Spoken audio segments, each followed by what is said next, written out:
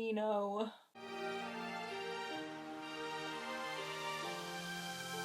Hey guys, and welcome back to another video. So today's video I'm doing another movie review because on Saturday I went and saw The Scorch Trials. Now The Scorch Trials is a sequel to the first film, The Maze Runner, which has been like my most favourite film ever, and I really liked Scorch Trials. I have read the books, so obviously I know what happens in them, and yeah, the film is very different to the Scorch Trials book, and I was very torn when I finished watching the film as to whether I actually liked these changes or not, and whether I actually even liked the film or not. I couldn't tell, but after watching other reviews and stuff like that, I know I actually really liked the film, so I'm just gonna go through what happened and tell you what I thought. Major spoilers, I'm going through the entire film, giving away everything that happens. If you haven't seen the film, go see the film, then come back and watch this, because I'm going to be giving away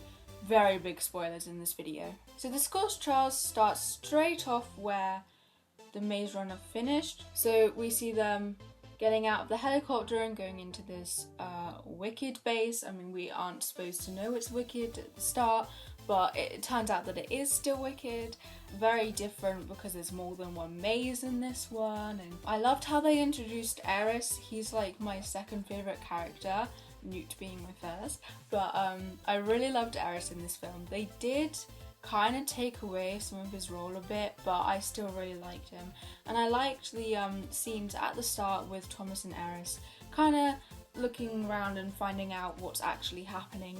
And you know, so when they like broke into that room, that was cool. We got little baby grievers. They were so little baby grievers. They looked cute-ish, not really, but you know, they were little baby grievers. We saw Rachel, which was like, okay, because obviously in the book she dies the same way Chuck dies.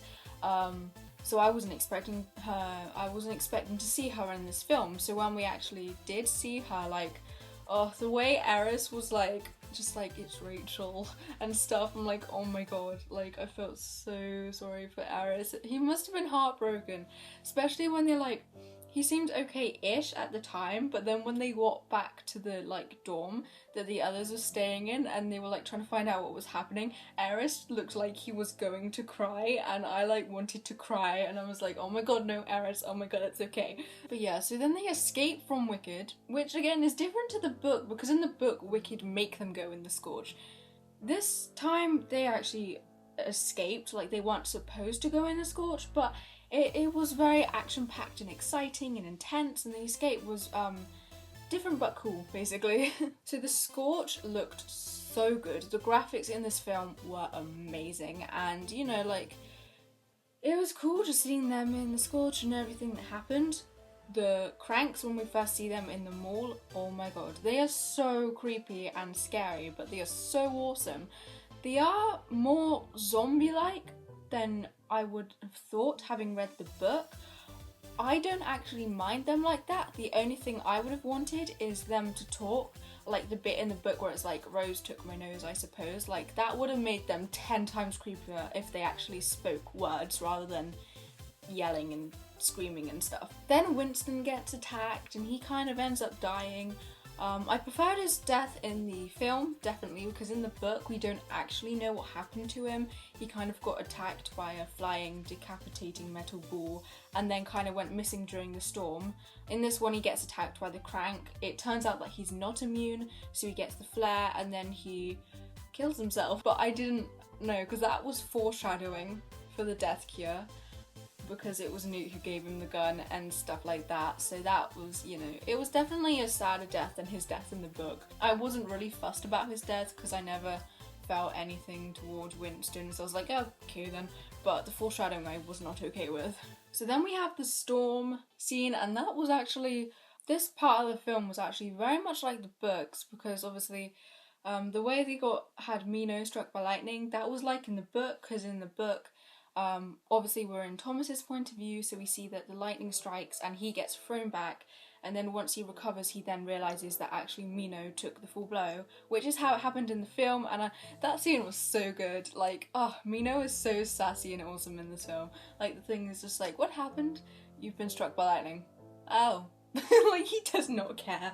After what they've been through, like, being struck by lightning is nothing. So then we meet Brenda and Jorge, and like, oh, these two characters are done so well. Like, Brenda is so badass and awesome, and Jorge, oh my god. The casting and his lines and everything about him in the film is so accurate to the book. It's so good. Then we have the like trender scenes, and that was very much like the book, sort of.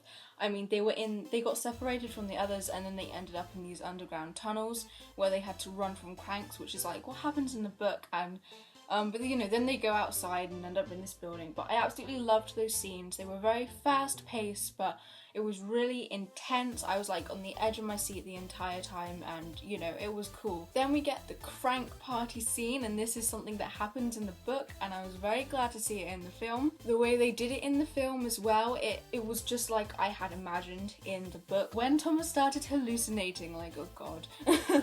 Like, oof. The trender kiss happened, which made me so happy. And he even said, "You're not her," because he actually says that exactly in the book, which is cool. But then he started hallucinating, and like, those hallucinations were cool.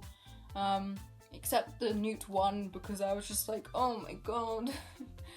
Film early, you know?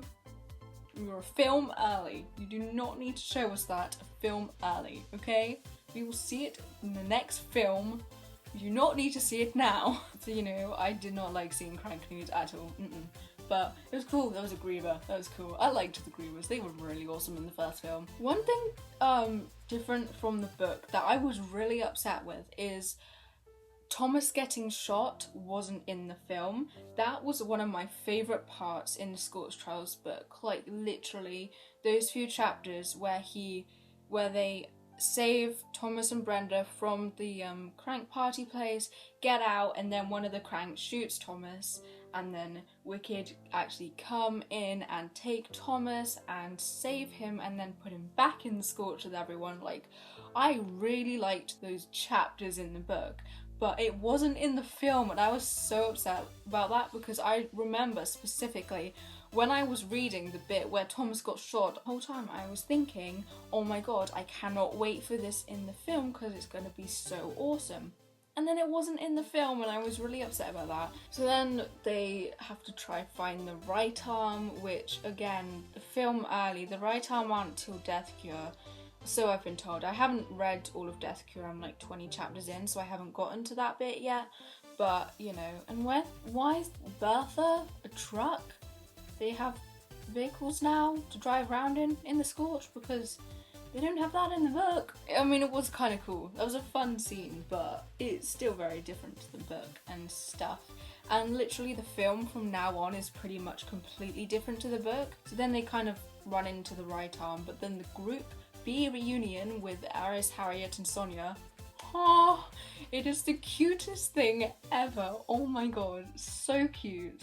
Like, oh, my little Eris found his friends again. It made me so happy. I loved that scene so much. So then we actually see the right arm. Again, it's early. It's like an entire film early, but it was still cool, and they did fit it in, and it fit into the film. Because then we get to the change in the film. It's like the only change that I really do not like, and that is the fact that in the film, Brenda gets infected with the flare and becomes a crank. No! No! In the book, she is immune to the flare because she's been working with Wicked, and her and Jorge were sent into the Scorch by Wicked to run into Thomas and the other Gladers and people. You know, she's supposed to be immune, but no, she's not. And like, had they just kept it at her, yeah, she's not immune, but she doesn't get the flare, that would be fine. But the fact that she now has the flare, I'm like, no. Because that just completely ruins it. Because that means in Death Cure, unless they make a permanent cure or they get hold of more of the temporary cure that they had, it means Brenda could actually die or become a full-on crank. And I'm like, No, that's not supposed to happen. So, you know, Brenda not being immune and getting the flare, I think is the one thing I absolutely hate about this film. But it's the only change I actually hate. All the others I'm fine with, it's just this one really annoys me. The scene with Thomas and Brenda, and she's talking about her brother George. Oh, I understood that reference because there was a guy called George in the Glade. He died before Thomas got there, but he was in the Glade because if you remember in the first film, when Thomas goes into the Deadheads to get fertilizer or whatever, right before he's attacked by Ben, he finds the graveyard and one of the graves he looks at has George on it. So that was cool. That was a cool reference. So then after some scenes where stuff happened, we get the betrayal. Oh, I hate Teresa so much. Like, I hated her in the Scorch Trials book when I read the betrayal, but I feel like the film betrayal is so much worse. You know, the one difference with this is Ares wasn't part of that. In the book, he also betrays them, but he doesn't in the film, which I like that change because I love Ares and I don't think I would have been able to bear it if everyone then actually turned on him and started to hate him as much as they now hate Teresa, because Ares is like too innocent and he's so cute and dorky. Okay, so yeah, then Teresa betrays them and then Wicked come and loads of shit happens. Talking of shit, they say that word so many times in the film. Like, so many times. Yeah, Wicked come in, everything blows up, people die, and then, yeah, Mino. Like, oh my god, I'm not okay with that ending. Oh my god, Mino. That does not happen in the book. Not even in Death Cure, I don't think. I mean, I haven't read it, but I don't think it does. Mino! I did not realise how much I liked Mino until that happened. Like, I was in shock for most of that scene. The second Mino got hit with the launcher, I was just there like... It took me till the credits started rolling to actually realise what happened. And yeah, and oh my god.